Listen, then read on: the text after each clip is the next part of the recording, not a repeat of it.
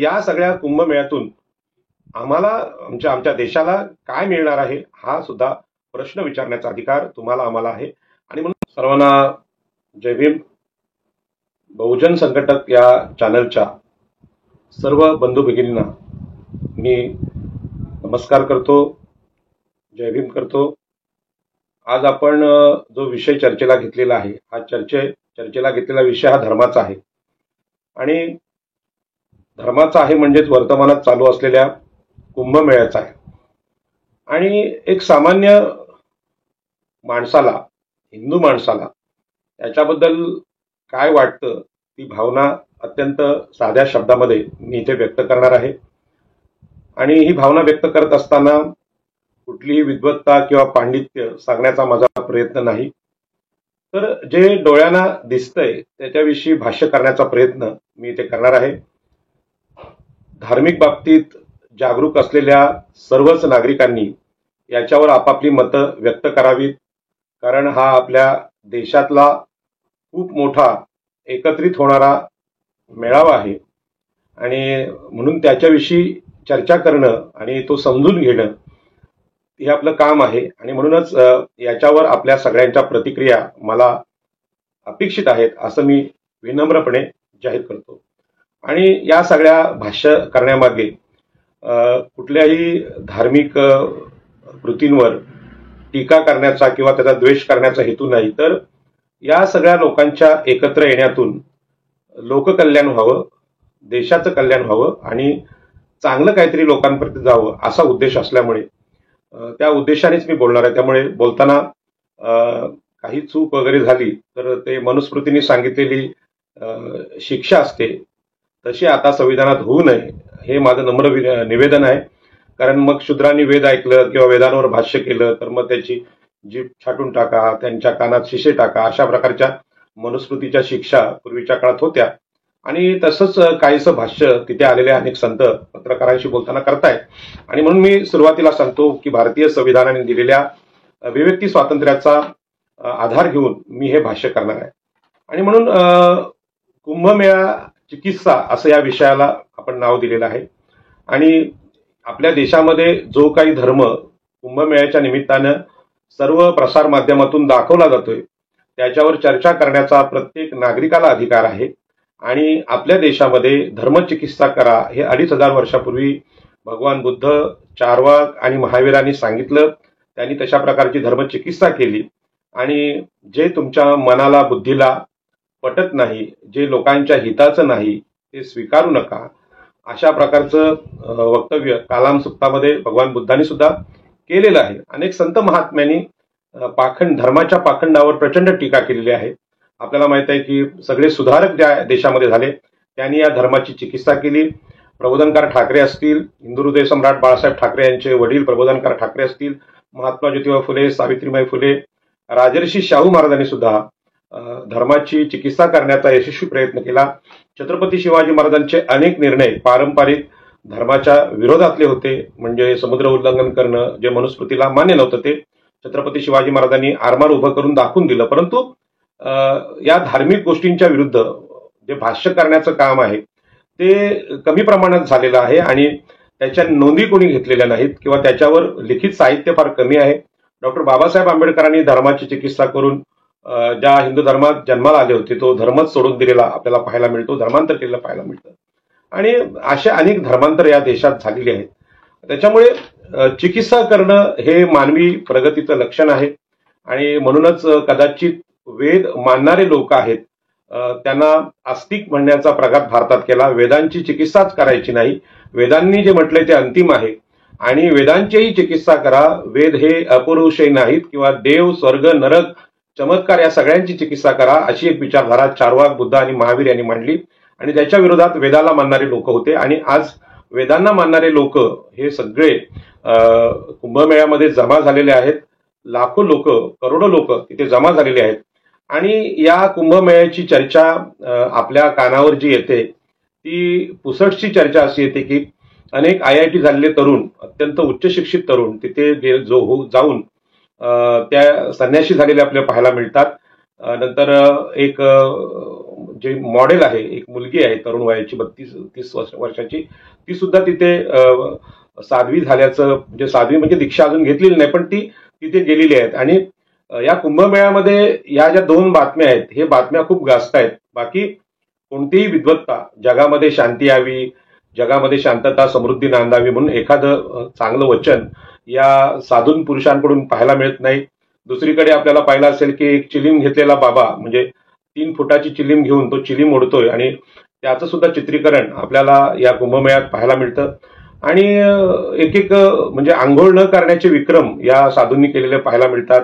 कुणी 6 महिने आंघोळ नाही केली, कुणी 6 वर्ष नाही केली, अशा प्रकारचे विक्रम ते सांगतायत. त्यांचं एकंदरीत जे हे आहे, वागणं आहे, ते आपल्याला माहिती आहे की आदिमानव कसा असू शकेल असं जर विचारलं, म्हणजे कुठल्या कुठल्या आफ्रिकेच्या जंगलातले वगैरे आदिमानव असतील किंवा कुठे कोपऱ्यात लपलेले आदिमानव असतील, तशा प्रकारची माणसं तिथे पाहायला मिळतात. आणि आपल्या देशातला मीडिया याला धर्माचा महोत्सव म्हणून समोर आणतोय, आणि त्यामुळे नवीन जी पिढी आहे, तरुणांची पिढी आहे, त्यांना या भारतातला हाच धर्म आहे का? कारण या महोत्सवाला योगी आदित्यनाथ, उत्तर प्रदेशचे मुख्यमंत्री असतील, पंतप्रधान नरेंद्र मोदी यांनी प्रचंड महत्व दिलेलं आहे.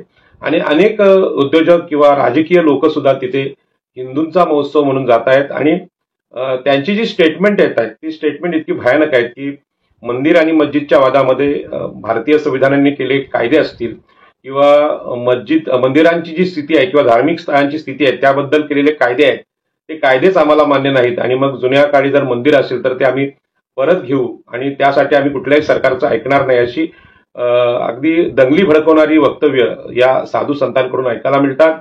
आणि या संदर्भात एकंदरीत जी परिस्थिती आहे, ती जे काही साधू संन्यासी तिथे चर्चा करतायत त्याच्यामध्ये कोणतीही संविधानिक भाषा नाही, कायद्याची भाषा नाही, किंवा लोककल्याणाची भाषा नाही. मग अशा पार्श्वभूमीवर हाच धर्म आहे असा समज पूर्ण भारतातल्या बहुसंख्य हिंदूंचा आपल्या संविधानिक भाषेत 85% ओबीसी, एससी, एसटी आणि स्त्री शूद्रांचा होऊ शकतो.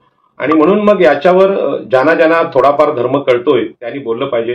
खरं म्हणजे आपण धर्म या विषयावर कितीही बोललो, शूद्र कितीही बोलले, तरी त्या शूद्राच्या वचनाला काडीची किंमत द्यायची नाही, किंवा त्यांना धर्म किंवा वेद किंवा देव यांच्यावर बोलण्याचा अधिकारच नाही, असं अगोदरच देवांवर आणि वेदांवर अपार श्रद्धा असलेल्या धर्माने सांगून ठेवलंय. त्यामुळे धर्मावर बोलायचा आम्हाला अधिकार नव्हता किंवा आजही नाही, असं वैदिक ब्राह्मणांचं मत आहे. त्यामुळे शूद्रांच्या मताला किंमत ती काय? आणि म्हणून अशा स्थितीत सुद्धा भारतीय संविधानाने दिलेलं जे अभिव्यक्ती स्वातंत्र्य आहे त्याचा वापर करून आपण या धार्मिक कार्यक्रमाची चिकित्सा करायला इथे बसलेलो आहोत. माझी सगळ्यांनाच विनंती आहे की आपण याच्यावर सगळ्यांनी बोललं पाहिजे, आपण व्यक्त झालं पाहिजे. आणि म्हणून मी आपल्याला विनंती करतोय, आता जो धर्म आपल्या देशामध्ये सांगितलेला आहे, म्हणजे ज्याला हिंदू आणि वैदिक धर्म म्हणतात, या धर्मानं आपल्याला फुले शाहू आंबेडकरांची विचारधारा म्हणून जे कानावर आलेलं आहे किंवा जे आपण ऐकलेलं आहे, त्यामध्ये स्त्रिया, शूद्र, अतिशूद्र यांना सर्वच अधिकार नाकारण्याच्या चर्चा आपण खूप वेळा ऐकलेल्या आहेत. आणि हे सगळे अधिकार ब्राह्मण, क्षत्रिय, वैश्य लोकांना दिलेले असल्याचं आपण पाहायला मिळतात. त्यातल्या त्यात इथे जे सगळे साधू आले ते जास्त करून जन्माने ब्राह्मण असल्याचा दावा करतात, आणि त्यामुळे ते बाकीच्यांना अधिकार नाकारतायत. आणि अशा स्थितीमध्ये या सगळ्या कार्यक्रमावर प्रचंड मोठा पैसा सरकार खर्च करते. त्याचे आकडे काय मी तुम्हाला अधिकृतपणे एवढंच सांगणार नाही, पण 70,000 कोटींचा मी एक अंक ऐकला होता, आणि वेगवेगळ्या वृत्तपत्रात त्याच्याविषयी बातम्या वगैरे भरपूर आलेल्या आहेत. पण त्याच्यावर प्रचंड मोठा खर्च होतोय, आणि ते दिसतंय खर्च करण्याची गरज आहे. कारण का, तिथे मोठ्या प्रमाणात आपल्या देशातले नागरिक येत आहेत, जरी ते साधू संत असले तरी नागरिक आहेत. त्यांच्या जीविताची सुरक्षा करणं सरकारचं काम आहे. त्यांच्या सगळ्या आरोग्य, म्हणजे बाकीच्या सुरक्षा आहेत, स्वच्छता याची काळजी घेणं हे काम आहे. आणि कोरोनाच्या सारखीच पार्श्वभूमी थोडीफार देशात चर्चेला होती, आणि अशा काळात एवढी मोठी लोकसंख्या इथे एकत्र येते, तर स्वच्छतेची दक्षता सरकारने घेणं हे अगदी योग्य आहे. आणि म्हणून सरकारने त्याच्यावर प्रचंड मोठा खर्च केलेला आहे. परंतु हा खर्च केल्यानंतर भारताच्या नागरिकांच्या करातून जो पैसा जमा झालाय, तो जर या साधू संतांवर एवढा पैसा मोठ्या प्रमाणात खर्च झाला असेल, तर या सगळ्या कुंभमेळ्यातून आम्हाला आमच्या देशाला काय मिळणार आहे, हा सुद्धा प्रश्न विचारण्याचा अधिकार तुम्हाला आम्हाला आहे. आणि म्हणूनच काय मिळणार आहे असा प्रश्न यासाठी विचारतोय. तर अनेक पत्रकारांनी सुद्धा, अनेक राजकीय नेत्यांनी, आंबेडकरी नेत्यांनी या सगळ्या कुंभमेळ्याला प्रश्न विचारण्याचा प्रयत्न केला आणि त्यांनी सांगितलं की यामध्ये शूद्रांचं स्थान काय, अतिशूद्रांचं स्थान काय, स्त्रियांचं स्थान काय. स्त्रियांना तर आपल्या धर्माने सगळ्या प्रकारचे अधिकार नाकारलेले आहेत. आणि मग एक ती तरुणी जेव्हा, जी मॉडेल आहे ती जेव्हा साध्वी बनते, तर तिच्यावर सगळे कॅमेरे लागलेले आहेत आणि तिच्यावर टीका करण्याचा प्रयत्न खूप मोठ्या प्रमाणात या धर्मगुरू समजल्या जाणाऱ्या संन्याशांकडून होतोय. आणि अशा परिस्थितीमध्ये स्त्री शूद्राती शूद्रांना सर्वाधिकार नाकारणारा हा समूह कुंभमेळा म्हणून आपल्या देशामध्ये जागतिक चर्चेचा विषय झालेला आहे. आणि एकंदरीत त्यांचं जे स्वरूप पाहिलं तर तुमच्या लक्षात येईल की भयानक प्रकार आहे तो. म्हणजे जिथे आपण सार्वजनिक स्वच्छतेसाठी स्वच्छ भारत अभियान वगैरे मोठमोठ्या योजना राबवतोय आणि लोकांनी कसं स्वच्छ राहिलं पाहिजे यासाठी जाहिराती सुद्धा आपल्या माननीय पंतप्रधान नरेंद्र मोदींनी भरपूर केलेल्या आहेत. म्हणजे रेडिओवरून केलेल्या आहेत, फोनवरून केल्या आहेत. 2 वेळा हात धुवा, स्वच्छता ठेवा, हात धुण्यासाठी हे वापरा, त्यानंतर शौचालयांची घर शौचालय, नंतर स्वच्छ भारत अभियान, अशा सगळ्या योजना राबवल्या. परंतु भारताला स्वच्छ करण्याच्या अभियानामध्ये माणसांनी सुद्धा व्यक्तिगत जीवनात स्वच्छ राहिलं पाहिजे हे शिक्षण आपल्याकडे शाळेत द्यायची वेळ आली. शाळेतल्या विद्यार्थ्यांनी जेवणाच्या पूर्वी हात धुतले पाहिजे, जेवणाच्या नंतर हात धुतले पाहिजेत, याचा प्रचंड मोठा संस्कार सरकारकडून होतोय. आणि अशा परिस्थितीमध्ये हे जे साधू बाबा आहेत यांचे म्हणजे लक्षात येतं की यांनी अनेक दिवस आंघोळी केलेल्या नाहीत आणि ते आता सांगायला लागले की तुम्ही शरीराने स्वच्छ नसलात तरी चालेल पण मनाने स्वच्छ असल्या पाहिजेत.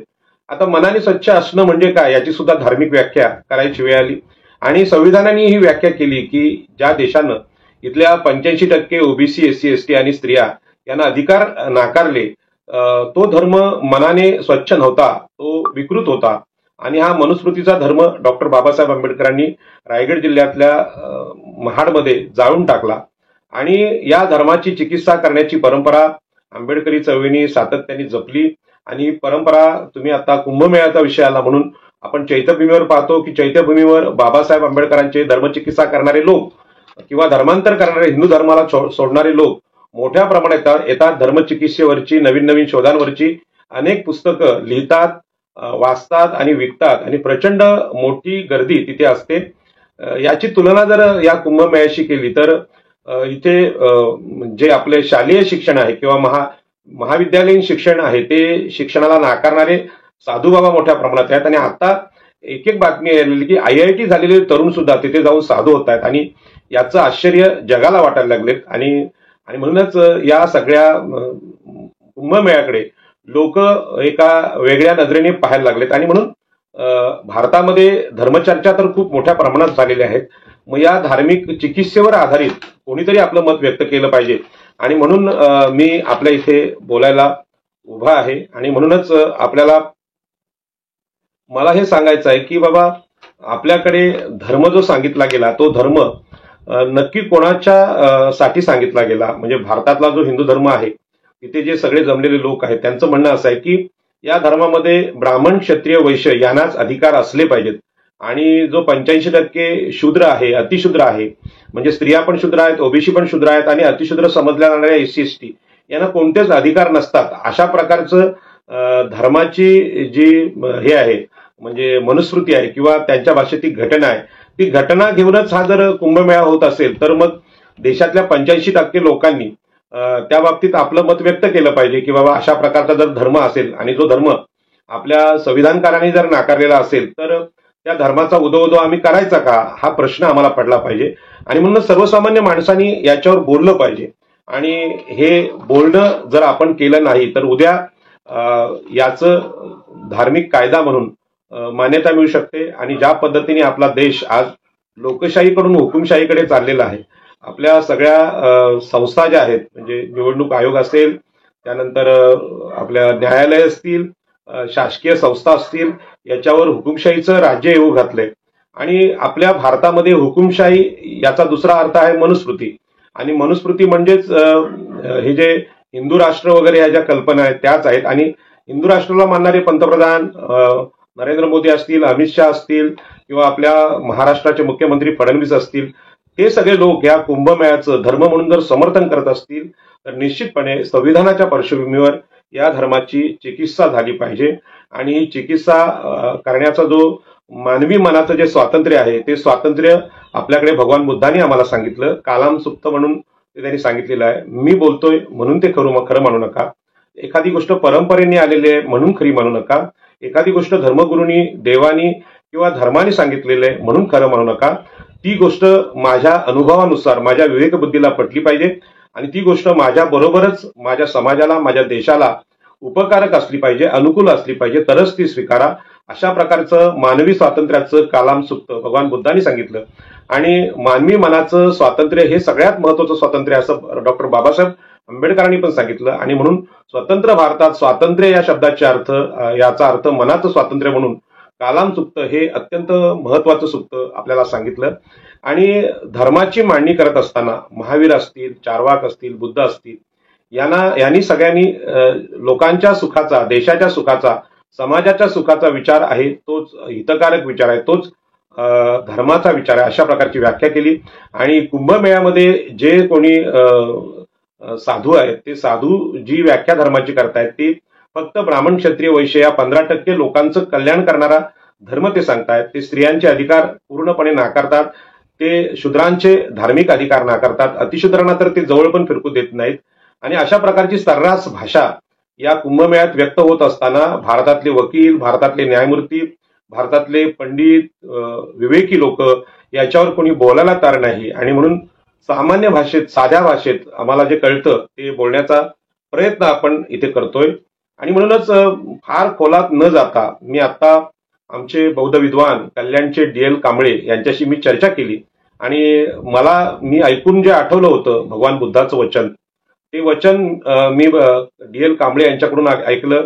त्यानंतर आपल्याला एक साताऱ्याचे विचारवंत आहेत आहा साळुंके, त्यांच्या पण भाषणात ऐकलं. आणि अनेक भिक्खू संघाचे जे लोक आहेत, बौद्ध भिक्खू आहेत, त्यांच्याकडून पण ऐकलं.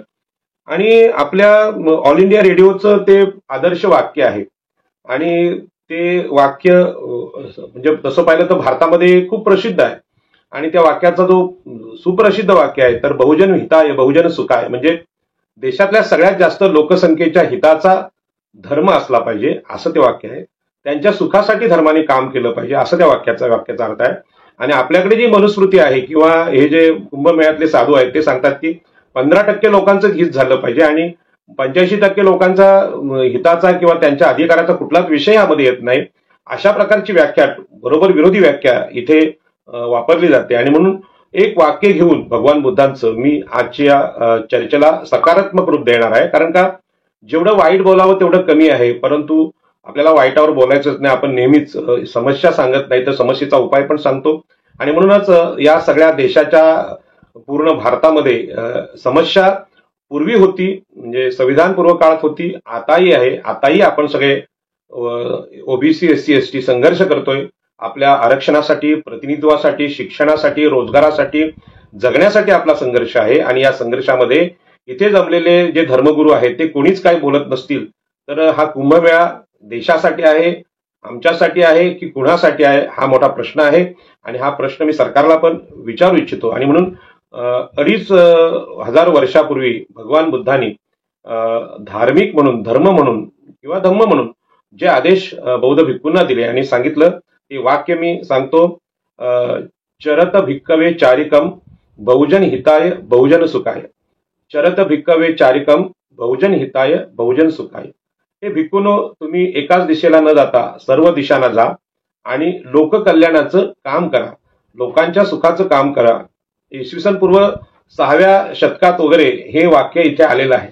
आणि हे बहुजन हिताय बहुजन सुखाय आपल्याला सगळ्यांना माहिती आहे. आपण सगळ्या समाजाचा उल्लेख करताना बहुजन समाज हाच शब्द आज वापरतो. आणि ऑल इंडिया रेडिओचं हे आदर्श वाक्य आहे.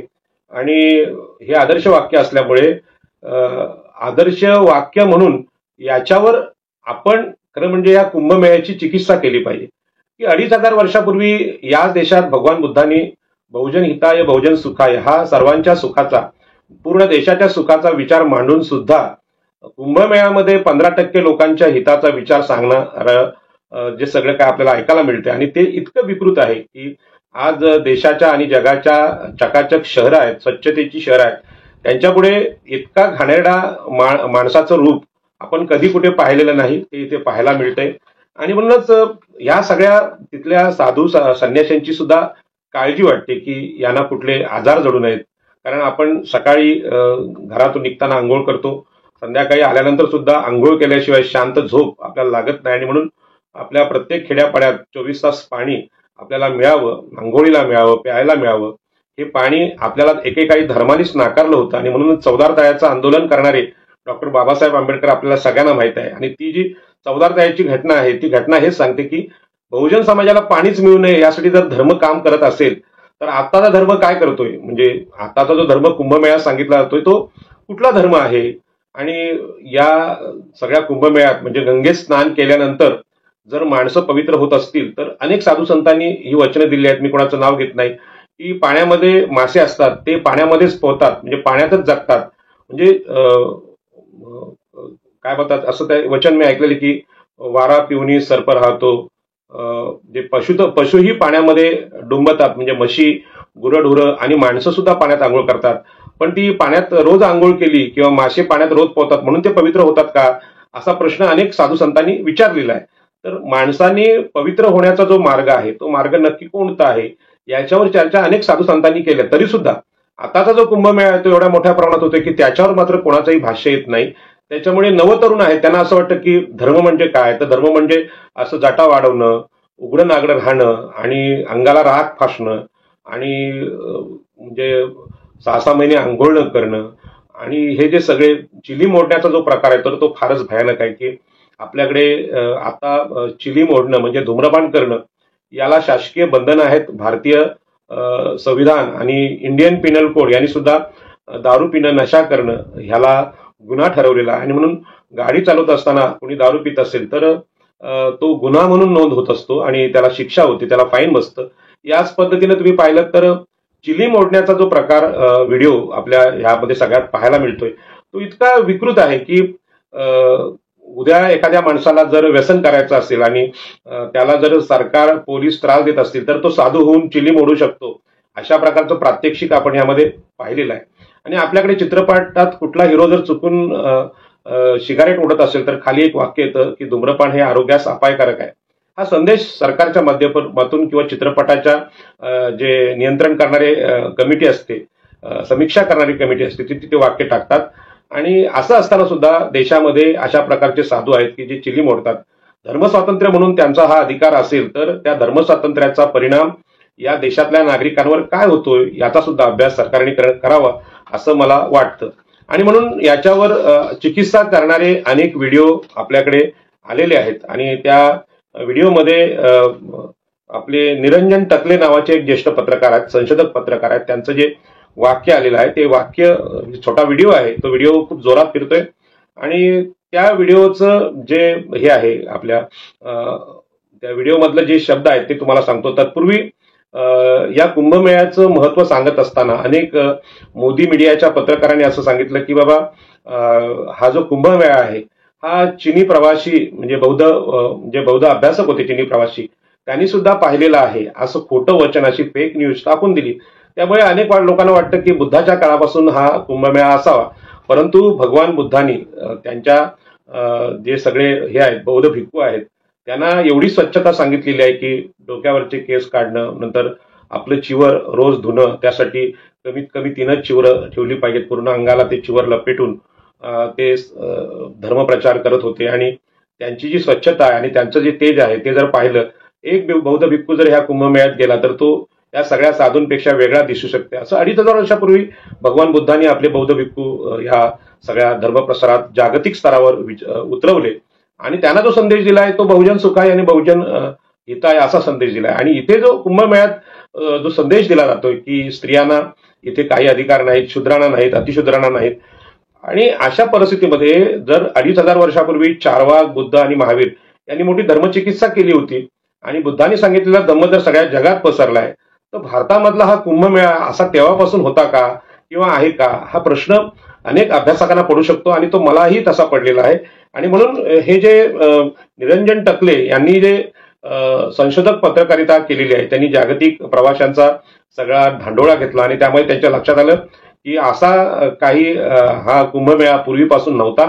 आणि या कुंभमेळ्याची जी सुरुवात आहे ती अकबराने केली असं म्हटलेलं आहे की अकबराला सुद्धा वाटलं की या देशावर आम्ही राज्य करतो, जरी तो मुस्लिम राजा असला तरी त्याला जे शक्य झालं ते लोककल्याण त्यांनी केलं आणि त्यांनी सांगितलं की आम्ही जसा मक्का मदिनाला जातो तसं तुम्ही सुद्धा या देशामध्ये एक धर्म म्हणून एखादा मेळावा घेतला पाहिजे. आणि मग त्यांनी सांगितलं की बाबा असा मेळावा घ्या. तर जो मेळावा झालेला आहे ते जे साधू जे कोणी जंगलात किंवा हिमालयात लपलेले सगळे लोक एकत्र आलेत कुंभमेळ्यामध्ये ते असे साधू होते. आणि मग त्यांनी अकबराने त्या मेळाव्याची सुरुवात केली आणि गंगेतलं पहिलं स्नान केलं. त्या स्नानाला शाही स्नान हा जो शब्द आलेला आहे तो आपल्याला माहिती आहे की शाही हा शब्द उर्दू भाषेमध्ये जास्त दिसतो किंवा मुघल प्रशासकांच्या काळातला आहे. आणि हा शाही शब्द हे सांगतो की हा शब्द हिंदू शब्द नाही किंवा वैदिक शब्द नाही किंवा ब्राह्मणी शब्द नाही, तो मुस्लिम शब्द आहे. आणि पहिलं स्नान हे शाही स्नान त्या गंगेत अकबराने केलं आणि त्याची सुरुवात केली. आणि म्हणून हा सगळा कुंभमेळा चिकित्सेचा विषय झालाय. आणि ज्या पद्धतीनं आज सगळे ते साधू ओरडतायत की सगळ्या मुस्लिम धार्मिक स्थळांच्या खाली जर मंदिरं असतील तर या देशातला कोणताही कायदा आम्ही मान्य करत नाही, आम्हाला त्या जागा भेटल्या पाहिजे, त्यासाठी आम्ही माननीय पंतप्रधान नरेंद्र मोदींचं सुद्धा ऐकणार नाही. अशा प्रकारची देशाच्या पंतप्रधानांना आणि कायदा सुव्यवस्थेला आणि धर्मव्यवस्थेला कायदा सुव्यवस्थेला आणि संविधानाच्या सन्मानाचा आदर न करणारी वक्तव्य ते लोक बोलतायत. पण त्यांच्या जर मुळाशी गेलं म्हणजे या कुंभमेळ्याच्या तर त्याची सुरुवातच जर अकबराने केलं असेल आणि 2-2, 2.5 एकर जागा देऊन त्या जागेवर जमा होणारा कर हा 12 वर्षांनी होणाऱ्या कुंभमेळ्यासाठी खर्च करण्याची व्यवस्था एक मुस्लिम शासक जर तसा म्हणजे सरकारी आदेश काढत असेल तर निश्चितपणे ज्या हिंदू आणि मुस्लिम धार्मिक विद्वेषाची लाट आपल्या देशात धर्माच्या माध्यमातून उठवली जाते, पेटवली जाते, त्याच्या मुळाशी अकबराने निर्माण केलेला जर कुंभमेळा असेल तर याची चिकित्सा करावी लागेल. बरं, हे सगळं मला सांगायचं कारण असं आहे की हा जो काही कर्मकांडी चमत्कारांचा चिलीम ओढण्याचा किंवा म्हणजे अत्यंत घाणेरडं वागण्याचा जो धर्म आहे तो मुळात धर्मच नाही अशा प्रकारची व्याख्या आपल्या देशात बाकीच्या लोकांनी केलेली आहे, चार्वाकनी केलेली आहे, बुद्धांनी केलेली आहे, महावीरांनी केले आहे. देव, स्वर्ग, आत्मा, चमत्कार, यज्ञयाग हे सगळं नाकारण्याचं काम त्यांनी केलं. आणि ते जर आम्ही ऐकलं असतं तर आज आमच्या देशामध्ये जगामध्ये जे शोध लागले ते लागले असते, परंतु आपण त्यामध्ये कमी पडलो आणि अशा प्रकारच्या ह्या चमत्कारी बाबांचं धर्म आम्ही स्वीकारल्यामुळे, कर्मकांडी धर्म स्वीकारल्यामुळे आम्ही मागे पडलेलो आहोत. आणि हा धर्म अगदी अलीकडच्या काळामध्ये रायगड जिल्ह्यात म्हणजे मनुस्मृतीच्या दहनाने संपवण्याचा प्रयत्न बाबासाहेब आंबेडकरांना करावा लागला. आणि भारतातून ज्या धम्माला, भगवान बुद्धाच्या विचाराला बाहेर काढलं होतं तो विचार आणण्याचा प्रयत्न 1956 साली डॉक्टर बाबासाहेब आंबेडकरांना करावा लागला. आणि बाकीचे जे लोक भारतामध्ये आले त्यांनी थोडीफार समता सांगण्याचा प्रयत्न केला. मग ते ख्रिश्चन मिशनरी असतील किंवा मुस्लिम धर्म असतील यांनी सुद्धा थोडीफार समता, मस्जिदमध्ये सगळ्यांनी एकत्र यावं, भेदभाव मानू नये, अशा प्रकारच्या कल्पना इथे मांडल्या. त्यामुळे धर्मांतर सुद्धा मोठ्या प्रमाणात झाली. आमच्याकडे 400 वर्षापूर्वी आगरी कोळ्या लोकांनी म्हणजे गोव्यापासून वसईपर्यंत मोठ्या प्रमाणात किनारपट्टीवर धर्मांतर केली. याच्या पाठीमागे सुद्धा तीच कारणं आहेत की अशा प्रकारचं घाणेरडं जगणं लोकांना मान्य नव्हतं. लोकांना नवीन नवीन बोटीची इंजिनं पाहिजे होती, नवीन नवीन उपकरणं पाहिजे होती. मग ते युद्धातल्या तोफा असतील किंवा बंदुका असतील किंवा अग्निबाण असतील किंवा घरातलं शिलाई यंत्र असेल, बोटीची इंजिन असतील, टेबल असतील, खुर्च्या असतील, या सगळ्या पाश्चात्य लोकांनी इथे आणल्या आणि मानवी जीवन सुखी करण्याचा प्रयत्न केला. त्यामध्ये इंग्रजांनी आणलेली रेल्वे असेल किंवा धरणं असतील किंवा मिशनरी शिक्षण असेल, हे सावित्रीबाई फुले आणि ज्योतिबा फुले यांच्या माध्यमातून आपल्याकडे आलं. आणि आपल्या धर्मातले दोष असतील ते दोष काढण्याचा प्रयत्न या दाम्पत्याने प्रयत्न केला. आणि शिक्षण घराघरापर्यंत म्हणजे ज्या मुलींना शिक्षण नाकारलं होतं, स्त्रियांना नाकारलं, ते पोहोचवण्याचा प्रयत्न आपल्याकडे झाला. आणि धर्मामध्ये बदल करण्याचा, सुधारणा करण्याचा अनेक सुधारकांनी प्रयत्न सुद्धा केला. आणि म्हणून हा जो कुंभमेळा आहे, या कुंभमेळ्यातून आपल्या देशाला आता कोणता संदेश दिला जातोय की शिक्षण घरोघरी पोहोचवा, वीज घरोघरी पोहोचवा, पाणी घरोघरी पोहोचवा, स्नानगृह आणि शौचालय गावागावात न्या, किंवा हडप्पा आणि मोहनजोदडोमध्ये जमिनीखालची गटार होती ती आजही आपली गटारं गावागावामध्ये ओपन आहेत, त्या गटारामध्ये उंदीर आणि घुशी पळतायत. ही देशाची अस्वच्छता संपली पाहिजे. याच्याविषयी कुणी संत महात्मे वक्तव्य करतात का? मुलींना शिकवण्याची वक्तव्य होतात का? किंवा लोककल्याणाची वक्तव्य होतात का? याच्यापैकी कुठलीही वक्तव्य या कुंभमेळ्यात होताना दिसत नाही. आणि म्हणून शाही स्नान हा शब्दच जर मुस्लिम असेल तर मग हिंदू विद्वानांनी किंवा धर्ममर्तंडांनी काय केलं, हा मोठा प्रश्न आहे. निरंजन टकले यांना मी मनापासून धन्यवाद देतो की या सगळ्या परंपरेवर आपण अत्यंत महत्वाचं भाष्य आणि कमी वेळात केलेलं भाष्य आहे. मी मात्र नेहमीच कुठल्याही गोष्टीवर स्पष्टीकरण देत बोलत असतो. हा व्हिडिओ खूप लोकांपर्यंत जावा अशी इच्छा असते, परंतु मोठा व्हिडिओ असल्यावर लोकांपर्यंत जात नाही हे पण मला माहिती आहे. पण आपण जे काय बोलू ते पूर्ण समजण्यासारखं लोकांना कळावं असं बोलायचं असेल तर आपल्याला त्यावर स्पष्टीकरण दिलं पाहिजे हे मला माहित आहे. म्हणून मी विस्ताराने बोलतोय. तर हे जटाधारी, भस्मधारी, त्रिशूलधारी आणि चिलीमधारी साधू जे आहेत ते भारताच्या कल्याणाचा विचार मांडतात का, हा माझा प्रश्न आहे आणि याच्यावर आपण व्यक्त झालं पाहिजे असं मला वाटतं.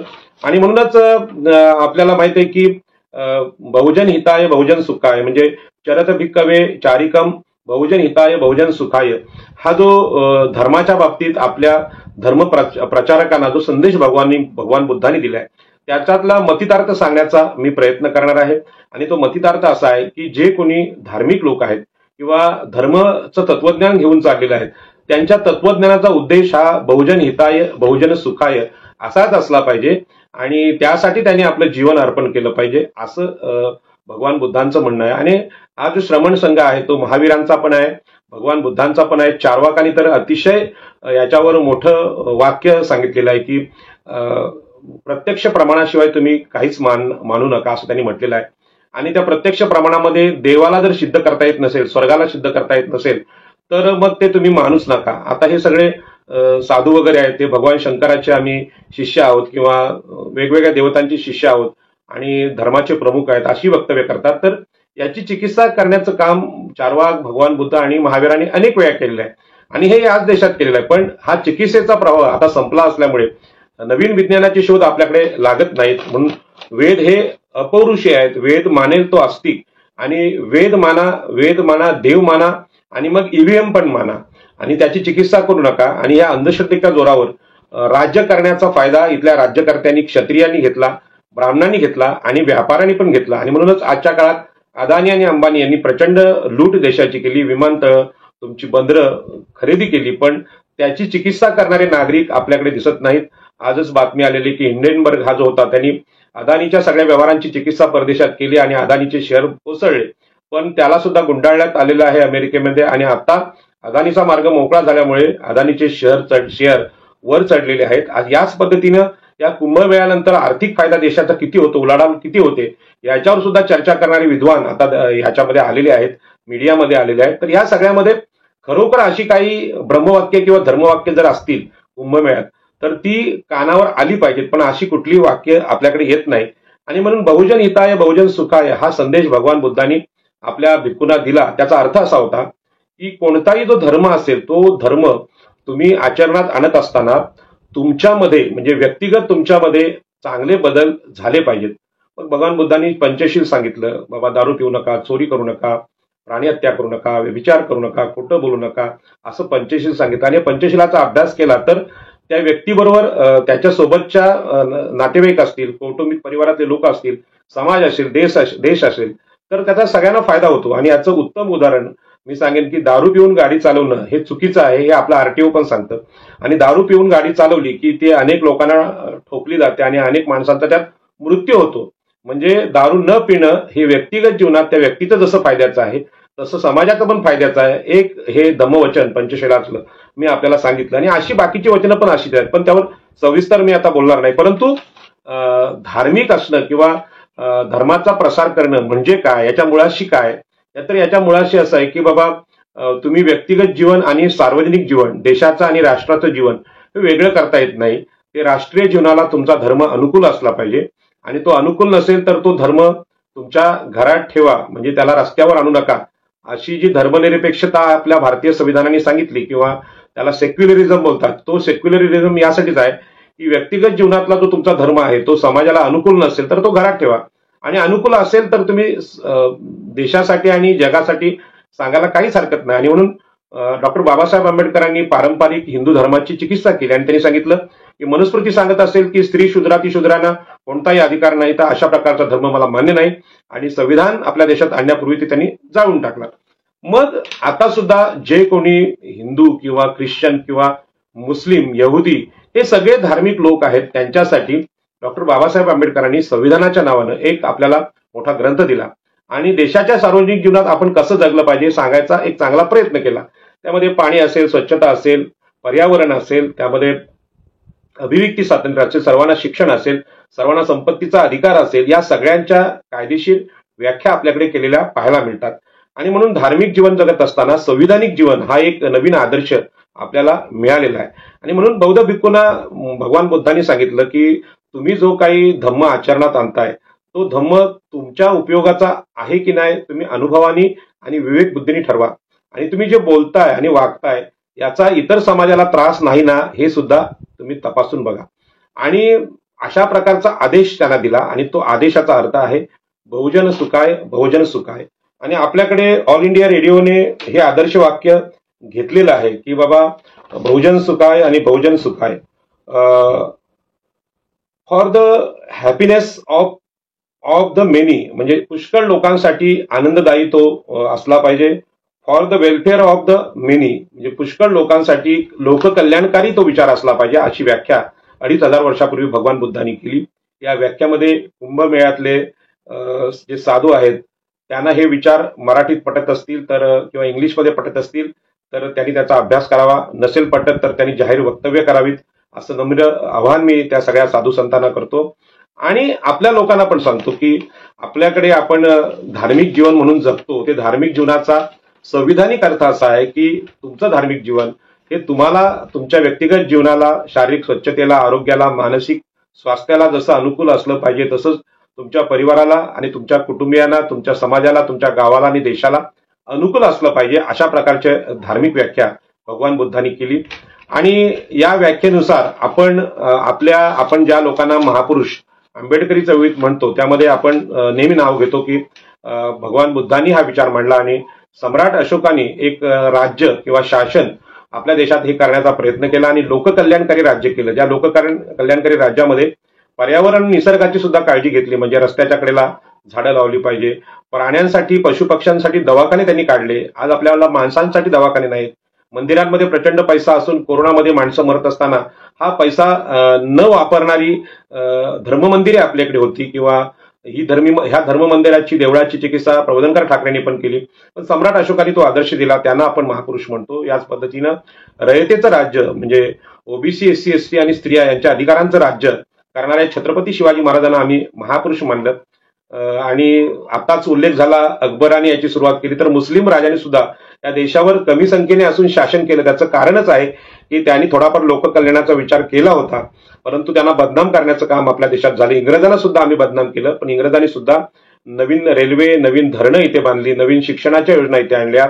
ह्या चांगल्या बाजू आम्ही भारतीय लोकांनी अभ्यासल्या पाहिजे, त्याची चिकित्सा केली पाहिजे. आणि आपल्या इथल्या स्थानिक म्हणजे इथल्या भूमीतल्या जो धर्म म्हणून कुंभमेळा गाजतोय त्याची पण चिकित्सा केली पाहिजे. पण मी हे सांगत असताना हे सांगेन की महात्मा ज्योतिबा फुल्यांना आम्ही महापुरुष म्हणतो, आम्ही सावित्रीमाईंना आदर्श माता म्हणतो, जिजाऊंना म्हणतो.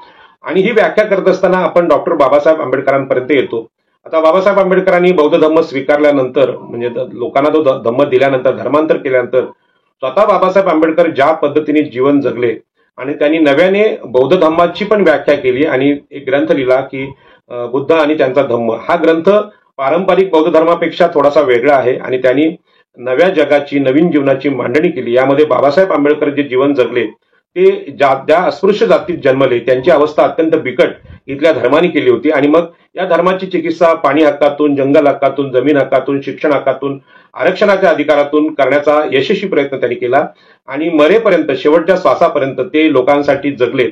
आणि जो काही त्यांनी तो आदर्श आपल्याला त्यांच्या जीवनातून दिला, माझ्या अभ्यासाप्रमाणे मला असं म्हणायचं आहे की प्रत्येक जातीला म्हणजे त्यांच्या ह्या कर्मकांडी मायाजाळातून किंवा मनुस्मृतीच्या यातनातून बाहेर काढणारे महापुरुष प्रत्येक जातीत जन्माला आले.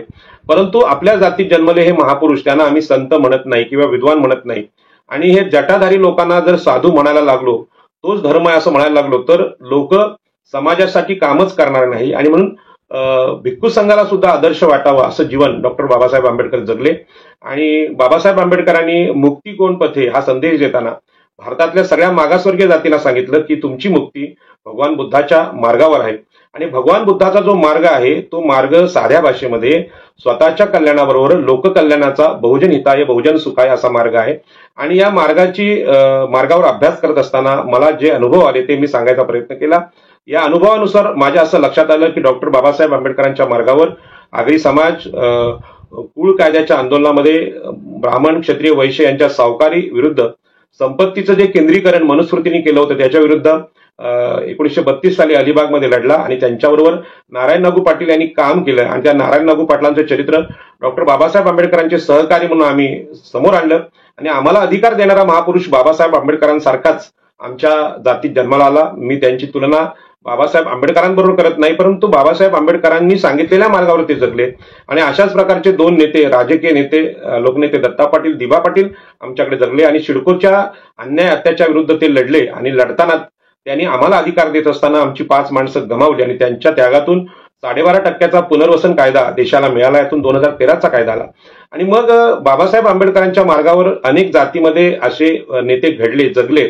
परंतु त्या जातींनी आपल्या जातीच्या नेतृत्वाला न म्हणता ह्या कुंभमेळ्यातल्या भस्मधारी लोकांना साधू म्हणण्याचा जो प्रयत्न चालवला आहे तो प्रयत्न आपल्या लोकांच्या समाजाच्या नाशाला कारणीभूत ठरू शकतो. आणि म्हणून लोकनेते दिबा पाटील यांना आम्ही आमच्या समाजाचे एक आदर्श नेते म्हणलं. आम्ही महात्मा ज्योतिबा फुलेंना सुद्धा महात्मा ही पदवी आगरी कोळ्यांनीच मुंबईतल्या मांडवी कोळीवाड्यात दिले. या अर्थाने दिबा पाटलांना आम्ही समोर आणलं. आज दिबा पाटील साहेब नामकरण आंदोलन विमानतळात गाजते.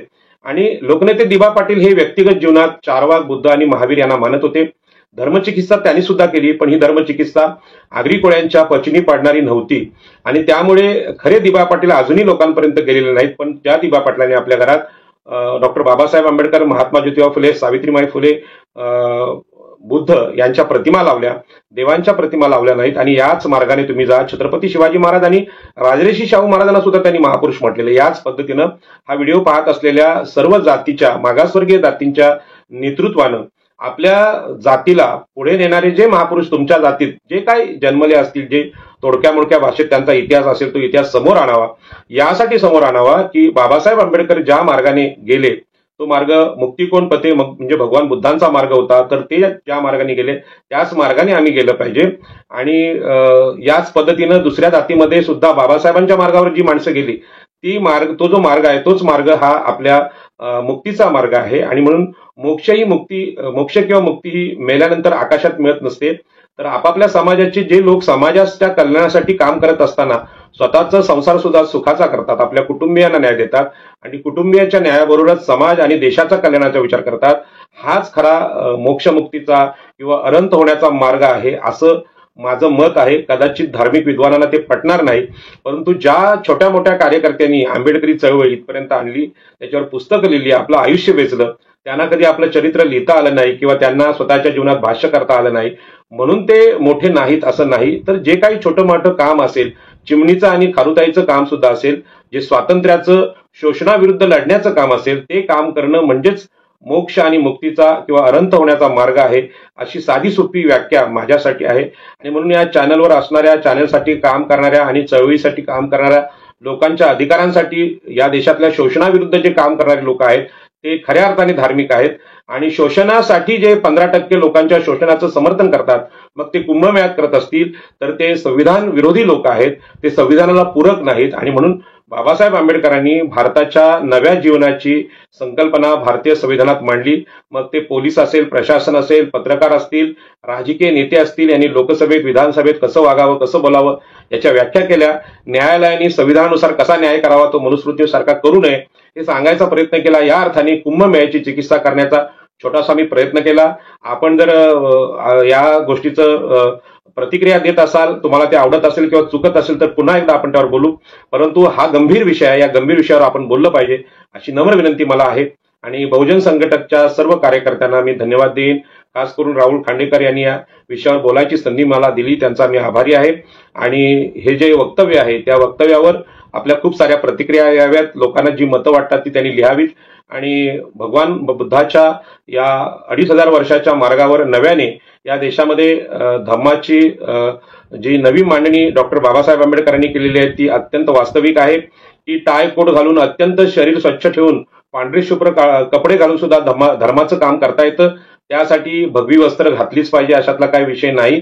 ही जी नवीन मांडणी बाबासाहेबांची आहे ती अतिशय उत्तम मांडणी आहे आणि ती देशाची प्रतिमा उज्ज्वल करणारी मांडणी आहे. डॉक्टर बाबासाहेब आंबेडकर, सुटाबुटातले संविधानकार डॉक्टर बाबासाहेब आंबेडकर, जगामधले श्रेष्ठ विद्वान म्हणून नाव कमावलेले बाबासाहेब आंबेडकर भारताचा हा नवीन चेहरा आहे आणि हा चेहरा बहुजन समाजाच्या सगळ्या मुलांना समजला पाहिजे. आणि धर्म म्हणजे काहीतरी अशा प्रकारचं भस्म लावणं किंवा त्रिशूल घेणं किंवा जटा वाढवणं, 6-6 महिने आंघोळ न करणं किंवा विचित्र आहार किंवा विचित्र वागणं असं नव्हे. तर ते आता भारत हा देश फक्त भारतापुरता मर्यादित राहिला नाही. आपण बोलतोय सगळं अमेरिका, इंग्लंड, जपान सगळीकडे जातं आणि जग हे एक कुटुंब आता झालेलं आहे आणि आपलं वागणं हे आपल्यालाच अनुकूल नाही तर जगाला सुद्धा अनुकूल असलं पाहिजे. आणि जगाच्या अनुकूल जे देश नाहीत त्यांना युद्धखोर म्हणून घोषित झालं आणि युद्ध नाकारण्याचा प्रयत्न आज मानवी समाज साऱ्या देशातून करतोय. आणि त्यामुळे युद्धाच्या वरचा उपाय हे भगवान बुद्ध असतील. तर या धार्मिक मांडणीमध्ये म्हणजे कुंभमेळ्यामध्ये भगवान बुद्ध, महावीर आणि चारवाक कुठे का दिसत नाहीत हा माझा प्रश्न या कुंभमेळ्याच्या आयोजकांना आहे आणि त्या प्रश्नाचं उत्तर त्यांनी द्यावं असं नम्र विनंती करतो आणि माझं बोलणं संपवतो. जय हिंद, जय महाराष्ट्र. डॉक्टर बाबासाहेब आंबेडकर सुद्धा या सगळ्या ह्या चर्चेच्या केंद्रस्थानी आहेत हे सांगण्याचा माझा प्रयत्न आहे. पुन्हा एकदा सगळ्यांना धन्यवाद आणि नमो बुद्धाय.